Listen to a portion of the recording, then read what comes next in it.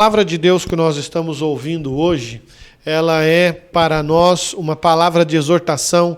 Logo já mais da metade do capítulo 11, Jesus começa a falar sobre as cidades aonde ele evangelizou. E qual foi o problema destas cidades, Corazim e Betsaida?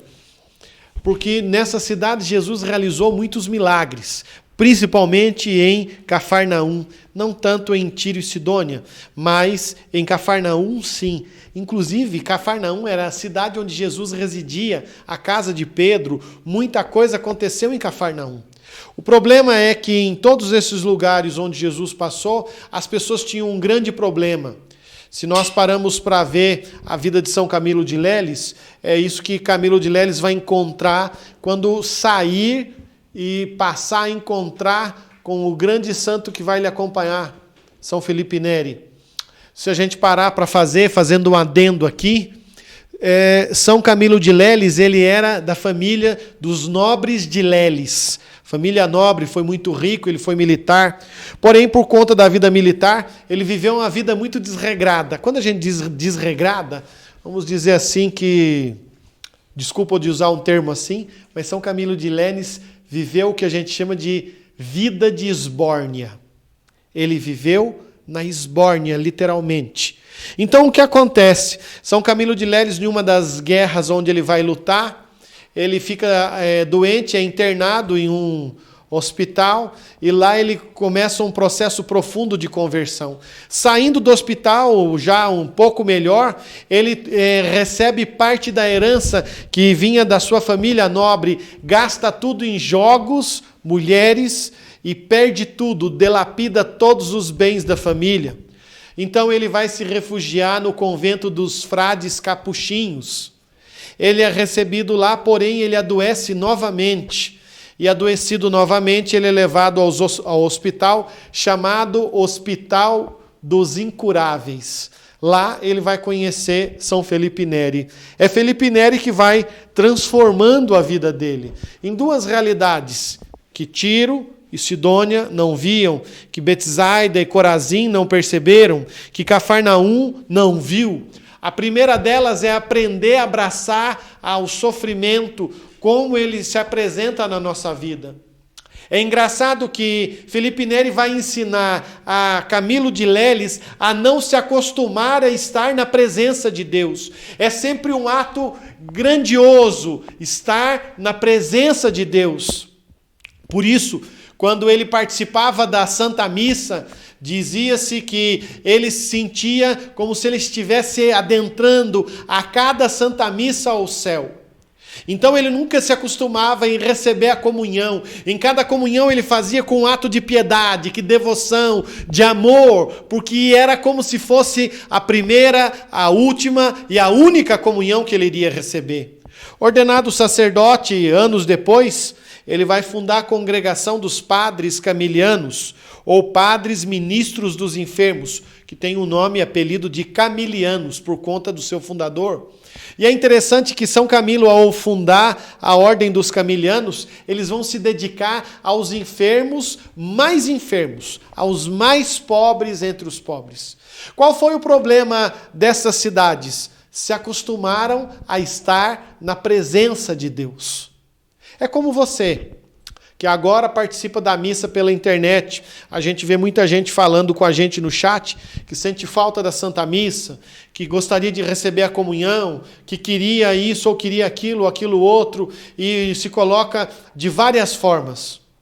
Porém, o que falta para nós muitas vezes é que quando nós nos aproximamos da Eucaristia, alguns de vocês talvez recebessem a comunhão diariamente. Em muitas comunidades, paróquias, novas comunidades, a gente criou o hábito de participarmos da Santa Missa. Inclusive, ouvimos dizer, os papas, São João Paulo II, vai escrever que a Eucaristia, a Santa Missa, é o centro e o ápice da vida cristã. Em muitas congregações religiosas, essas palavras foram colocadas nos estatutos, foram colocadas em vários locais. Só que, contudo, entretanto, porém, todavia, muitas dessas congregações se acostumaram a estar na presença de Deus. Perderam aquela essência. aquele diferencial que antes se tinha, porque se acostumaram a receber a comunhão diariamente, às vezes porque tem uma capela em casa, relaxa com a visita com o Santíssimo, deixa Jesus esquecido e abandonado, às vezes talvez dias e dias.